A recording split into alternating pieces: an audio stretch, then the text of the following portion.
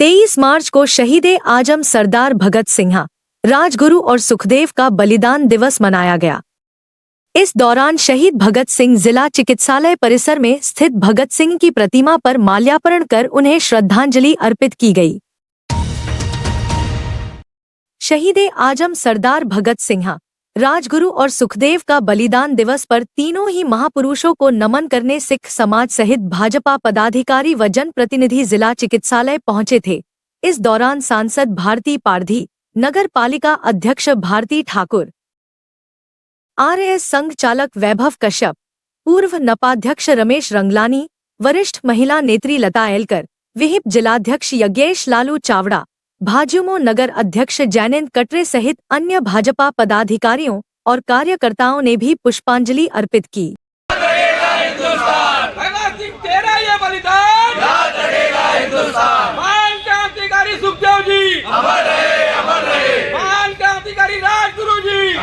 इस दौरान सांसद भारती पारधी ने कहा कि आज हम सभी खुली हवा में सांस ले रहे हैं। यह देन हमें शहीद-ए आजम सरदार भगत सिंह, राजगुरु और सुखदेव ने ही दी है। लेकिन बड़े दुख का विषय है कि आज ही के दिन तीनों ही क्रांतिकारियों को फांसी की सजा सुनाई गई थी। शहीदों को सिर्फ एक दिन याद नहीं करना चाहिए। घरों में शहीदों के साहित्य और जीवनी की जानकारी बच्चों को देनी चाहिए। शहीदों के जीवन चरित्र को घर घर में पढ़ाने से युवा देश के नवनिर्माण में योगदान देंगे।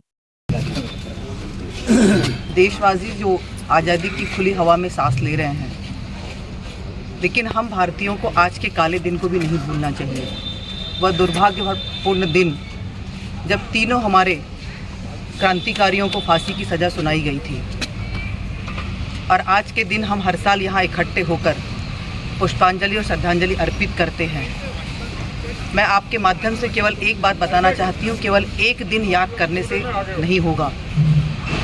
हम बड़ों को अपने घरों में उनके लिटरेचर को, उनकी पुस्तकों को, उनकी जीवन को, जीवनी को हमारे आने वाली पीढ़ी को, अपने परिवार के बच्चों को बताना चाहिए। घर के बुजुर्गों को कहानी के रूप में उनके शहादत को, उनके क्रांतिकारी जीवन का वर्णन करना चाहिए। यही यदि अगर हम अपने परिवार के एक बच्चे को भी उस लायक बना पाते हैं तो हम उनकी सच्ची श्रद्धांजलि वही होगी। नगरपालिका अध्यक्ष भारती ठाकुर ने कहा, आज हम यहाँ भारत के माता वीर सपूतों को नमन करने एकत्रित हुए हैं, जिन्होंने भारत माता की आन बान शान के लिए अपना पूरा जीवन न्यौछावर कर दिया। आज हमें उनकी विचारधारा को ध्यान में रखकर कार्य करने की आवश्यकता है। भारत माता के वीर सपूत जिन्हें आज ही के दिन फांसी की सजा दी गई, उनके शहादत दिवस पर हम सभी उन्हें पुष्पांजलि अर्पित करने यहाँ एकत्रित हुए हैं। शत शत नमन करती हूँ ऐसे सपूतों को जिन्होंने भारत माता की आन बान शान के लिए अपना सर्वस्व निछावर कर दिया।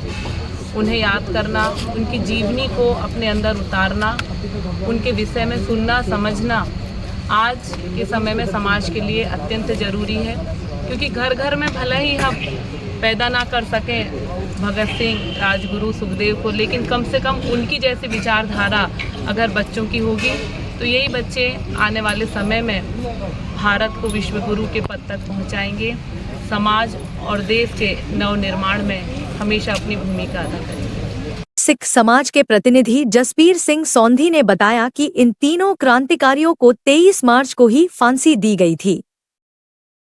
भारत की आज़ादी में इन क्रांतिकारियों का योगदान अविस्मरणीय है। इस अवसर पर सिख यूथ फेडरेशन के अध्यक्ष जसमीत सिंह नरडे और अन्य सिख समाज के सदस्यों ने जिला अस्पताल में मरीजों को फल वितरण किया। जैसा कि आप जानते हैं कि भारत को आज़ाद कराने में अनेक भारतीय क्रांतिकारियों ने अपना योगदान दिया है और अपने प्राणों की बाजी लगाते हुए इस भारत देश को आज़ाद कराया है।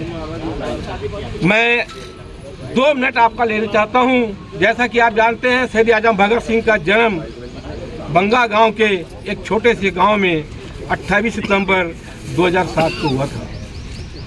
उसके उपरांत इन्होंने अपनी पढ़ाई हाई स्कूल से की और कॉलेज में जब ये थे, नेशनल कॉलेज में जब थे, इन्होंने अपनी पढ़ाई को छोड़कर जलियांवाला बाग जो कांड हुआ था 13 अप्रैल 1919 को जब उन्होंने देखा कि पूरी धरती खून से रंगी हुई है तो उन्होंने उस समय वहाँ मट्टी को उठाकर ये कसम खाई कि हमें अंग्रेज़ के खिलाफ अपनी हुकूमत दिखाना है।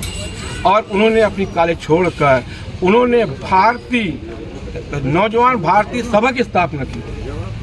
ये इतिहास के बहुत कम पन्नों में लिखा गया है कि नौजवान भारतीय सभा की स्थापना की थी। और उसके बाद वो दिन 8 अप्रैल 1929 का दिन जब महान क्रांतिकारी साथी बटुकेश्वर दत्त के साथ भगत सिंह ने असेंबली में बम फेंका था और पर्चे फेंके थे। उनका उद्देश्य ये था कि हमारे जो भारतीय है उनमें कितनी सहनशीलता है और कितनी यूनिटी है, कितनी ताकत है कि हम अंग्रेज़ों का तो उखाड़ के फेंक सकते हैं।